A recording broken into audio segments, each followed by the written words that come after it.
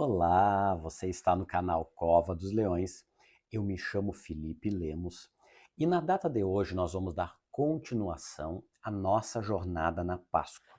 Nós já estudamos o significado da Páscoa, já estudamos também a entrada triunfal de Jesus em Jerusalém e por que que isso é tão importante, principalmente com profecias do Antigo Testamento, que nós falamos sobre Zacarias. E hoje nós vamos dar continuidade, porque após Jesus entrar e expulsar os vendilhões do templo, ele começa a falar parábolas para os seus discípulos, para os seus seguidores, até que culmina no capítulo 24 de Mateus. Nos outros evangelhos também é falado isso, só que como nós estamos caminhando com Mateus, é nele que nós vamos nos basear. Quando você chega no capítulo 24 de Mateus, nós temos o sermão profético. E o templo naquela época era algo muito suntuoso. Alguns comentaristas dizem que quando você olhava de cima o templo, parecia até o céu, de tanto mármore reluzente e ouro que havia, que parecia uma obra assim, literalmente uma obra divina. E Jesus diz para os seus discípulos: não ficará pedra sobre pedra aqui neste templo que não seja derrubada. E os discípulos, né, naquela época, talvez você dissesse, mas isso é impossível de acontecer, como é que vai acontecer? Quando é que vai acontecer essas coisas? E Jesus começa a falar sobre os fins dos tempos, que aconteceu naquela época, mas também profetizar para o fim dos tempos, que vai culminar com o seu retorno triunfal. Quando é que aconteceu, primeiramente, essa destruição do templo? Aconteceu mais ou menos no ano 70 a.C., quando o general romano Tito e Vespasiano, e a história é muito detalhada em relação a isso, contada por historiadores, que mais ou menos 6 meses a 1 ano eles começaram a cercar a cidade de Jerusalém, para ter uma noção, e nada entrava e nada saía. Aí eu digo, você cerca uma cidade, o que começa a faltar daqui a pouco? Começa a faltar alimento, começa a faltar água, e aí o instinto de sobrevivência começa a falar mais alto. Historiadores, um deles, Flávio Joséfo, conta que chegou tal fome na Jerusalém cercada que as pessoas comiam das próprias sandálias dos pés, tiravam para comer. Comiam do próprio cinto que envolvia, porque não tinha nada para comer. Então, até que eles vão avançando e literalmente destroem a cidade, não somente a cidade, mas também o templo. A profecia se cumpre. Mas Jesus vai mais além. E olha o que Jesus falou naquela época, se não reflete em todas as eras e cada vez se agravando mais. Para isso eu convido você, se você tem a sua Bíblia, ler Mateus no capítulo 24. Olha o que ele diz.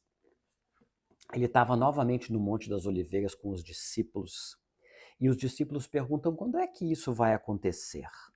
Aí ele começa a falar os sinais da sua vinda. Quando é que vai mostrar os sinais que mostrarão que Jesus, após a sua morte e ressurreição, sinais que mostrarão que Jesus está perto para retornar à sua vinda gloriosa. Ele diz: muitos virão dizendo, eu sou o Cristo, e enganarão a muitos. Então, cuidemos, um dos sinais da vinda de Jesus se aproxima, é muitas pessoas ao redor do mundo dizendo ser divinas. Você sabe de onde é que vem a palavra Cristo? A palavra Cristo, Christos no grego, é a mesma no hebraico Mashiach, Messias, que significa o ungido. Então, muitas pessoas já têm acontecido ao redor de épocas, e inclusive nos nossos dias, pessoas se divinizando, pessoas tomando algo que é somente de Cristo, que é o quê? Que é a sua glória e é somente a majestade. Então diz, virão muitos dizendo meu nome, e o pior, enganarão a muitos. nação se levantará contra nação, reino contra reino, haverá fome, terremotos, pestes em vários lugares. Não parece os nossos dias que nós estamos vivendo? Como isso tem se agravado? E olha quanto tempo isso foi escrito, olha como a Bíblia é mais atual do que nós pensamos. E aí ele diz, mas isso é só o princípio das dores, porque ele compara essas dores com a grávida numa gestação. Ou seja, como é que você sabe que a criança vai nascer? Quando a mulher entra no trabalho de parto e as contrações vão ficando mais intensas e doloridas, e você sabe daí que o bebê está chegando. Então, aqueles que seguem a Jesus, Jesus diz assim, vocês serão entregues e muitos de vocês serão mortos. Nesse tempo, vocês serão odiados. Muitos falsos mestres e profetas vão se levantar. E por se multiplicar a iniquidade, o amor de muitos se esfriará. Não é isso que nós estamos vivendo nos dias atuais? Quantas pessoas têm já esfriado seu amor, não somente para com Deus, mas para com o outro? Não estão nem aí para o seu próximo. Não se importam mais com ninguém. Mal e mal se importam com o seu próprio nariz, mas não querem mais saber de nada. E aí diz que num determinado momento virá o filho da abominação. Quem é o filho da abominação? É o anticristo, é aquele que virá, fará maravilhas neste mundo, se autoproclamará Deus, será autoproclamado Deus pelas nações e enganará o mundo. A Bíblia diz que ele fará sinais e maravilhas, e isso enganará muitas pessoas. Nós estamos vivendo época difícil sobre a terra. Firme a tua vida com Jesus. Convide Jesus a habitar profundamente na tua vida. Abra teu coração e diga para ele, Senhor, entra no meu coração. Faça o que for necessário, eu me arrependo dos meus pecados. Eu quero virar um discípulo teu. Discípulo, você procura ser parecido com o seu mestre. Então, cuidemos. Você dizer que é discípulo de alguém, de alguma pessoa e procurar não se parecer com o mestre, você não é discípulo. Então, tome cuidado. E aí Jesus continua falando mais algumas coisas, que o evangelho vai ser pregado em todas as nações e aí virá então o Filho do Homem. Mas vamos seguir. Tudo vai se preparando para a Santa Ceia, que é a ceia no dia anterior, que depois Jesus vai, para o Getsemane, o Gatchamani, que depois nós vamos falar na próxima aula, para ser preso, oração e ser preso. Agora vamos conversar um pouco a respeito de Judas. Quem é esse personagem que foi um discípulo de Jesus e traz Jesus? O nome de Judas nós conhecemos como Judas Iscariotes, embora Iscariotes não é sobrenome, é de onde ele vem. Judas Iscariote, Judas de Queriote, uma cidade possivelmente da Judéia. Judas era o único discípulo que vinha da Judéia.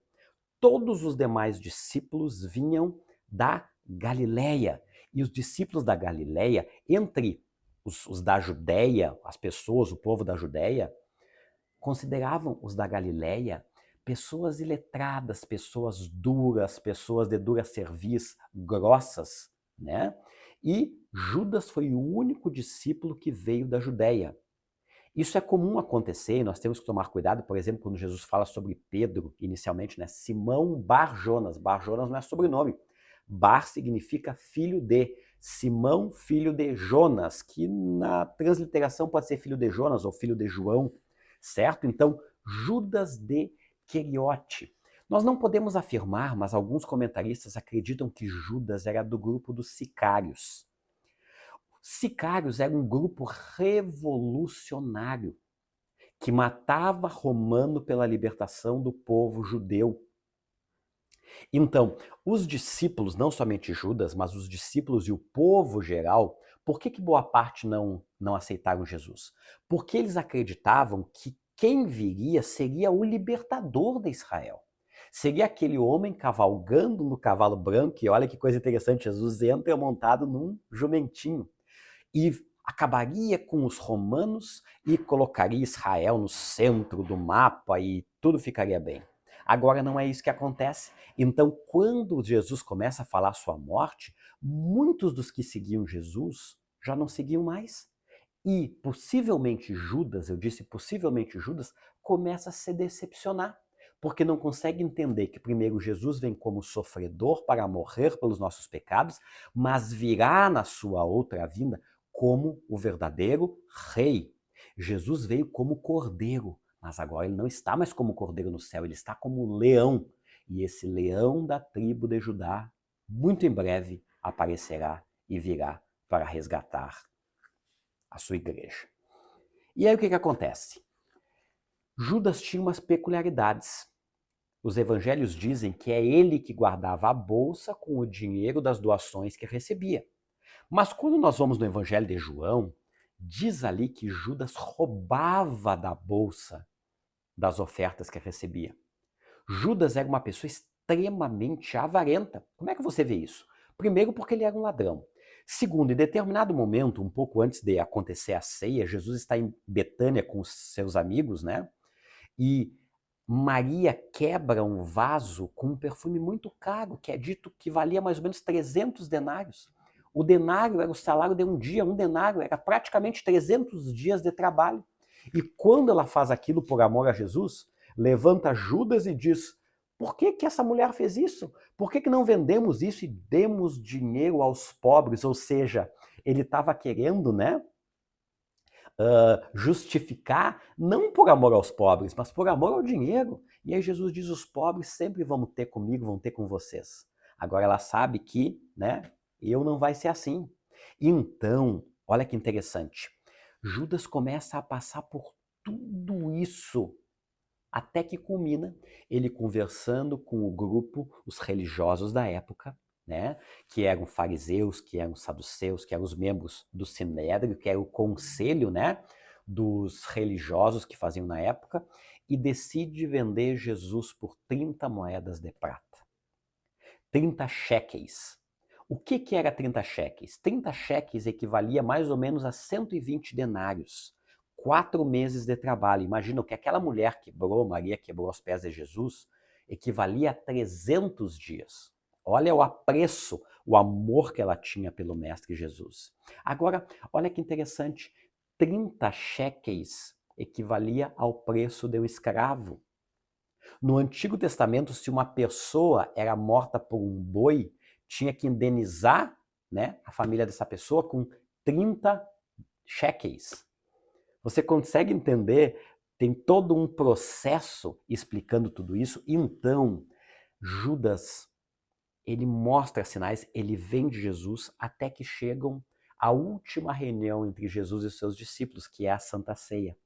Aquele memorial que até hoje quem é, né, cristão participa, que Jesus, né, pega um pedaço de pão e diz: isto é meu corpo, que é partido por vós, fazei isto em memória de mim. E também, semelhantemente, ele pega, né, um cálice de vinho e ele passa entre os discípulos e diz: isso é o meu sangue que vai ser derramado por nós. Fazei isso também em memória de mim. Então hoje, ele mesmo deixou isso para quê? Sempre que nós participamos da Santa Ceia, nós estamos fazendo um memorial, nós estamos relembrando, trazendo à memória o sangue e o corpo, embora ali é um pedaço de pão e é um cálicezinho de suco de uva, através daquilo nós lembramos deste memorial, desta morte, deste sacrifício que Jesus fez por nós, sem nós merecermos e fez somente por amor. Só que Jesus diz uma coisa interessante durante esse período da Santa Ceia. Ele diz que um deles ia traí-lo. O apóstolo Pedro, que era o mais colérico, sanguíneo, Pedro era aquele apóstolo que não conseguia ficar quieto. Só que ele não processava muito. Ele diz: eu não vou deixar ninguém te matar, porque Jesus anuncia a sua morte. Jesus diz: Pedro, antes que o galo cante, tu vai me negar 3 vezes. Tem um vídeo já aqui sobre o canto do galo. Eu recomendo você, depois de assistir aqui, se não assistiu lá, procure assistir lá. Aí ele fala exatamente isso.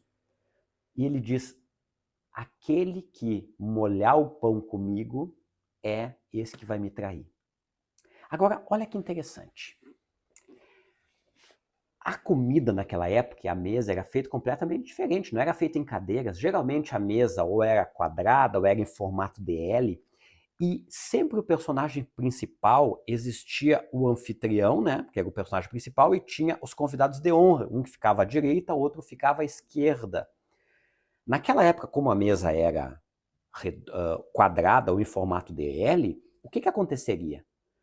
A comida era passada. Agora, aquele que molhar, pegar a mão, pegar o pão comigo.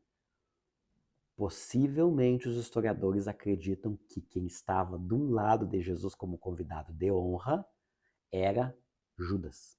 E do outro lado, possivelmente, João. Agora, olha que coisa interessante, né? E Jesus faz este memorial com os discípulos e deixa até hoje para os nossos dias, para nós nos lembrarmos. Que triste fim que vai ter Judas. E Jesus ainda até o último momento, que nós vamos ver na próxima aula, ele fala com Judas, né, quando Judas o trai, que Jesus, quando, né, que diz que seria reconhecido através de um beijo, e Jesus diz para Judas, aqui tu vens aqui, meu amigo. Jesus não estava sendo irônico naquele momento. Judas teve oportunidade de se arrepender. Ele não foi um predestinado à perdição, ele teve oportunidade de se arrepender. Mas, infelizmente, colocou fora. Algo diferente acontece com Pedro, que vai negar Jesus por 3 vezes e depois tem o seu arrependimento. Nós terminamos a aula de hoje dizendo que firme-se com Jesus. Nós estamos vivendo tempos difíceis sobre a face da terra. Guerras, terremotos, cataclismas, cada dia tem aumentado mais. É momento de nós não brincarmos mais. É momento de nós nos firmarmos com o único que é poderoso de nos salvarmos, não somente aqui nesta terra, porque nesta terra nós podemos, e se Jesus demorar, tardar, o que eu não acredito que vai acontecer, a morte acaba chegando para todos. Agora, chegará o momento que somente aqueles que tiverem Jesus como Senhor e Salvador da sua vida estarão um dia com Ele. De eternidade em eternidade, a Bíblia diz que todo choro e toda lágrima vai passar. Não perca a oportunidade. Aceite a Jesus como Senhor e Salvador da tua vida na data de hoje. Convide Ele para entrar. Arrependa-se dos teus pecados e você vai sentir uma paz como você nunca sentiu. Convido você a continuar a nossa caminhada. Nós estamos indo para os instantes finais. As próximas aulas já é Jesus no jardim, depois Jesus preso, depois a sua ressurreição. Vamos nessa Semana Santa caminhar dia após dia. Se você tem gostado desse tipo de vídeo, se ainda não se inscreveu no canal, eu convido você a se inscreva no canal. Dê o seu like, o seu joinha, compartilhe com quem você achar necessário e que Deus te abençoe grandemente.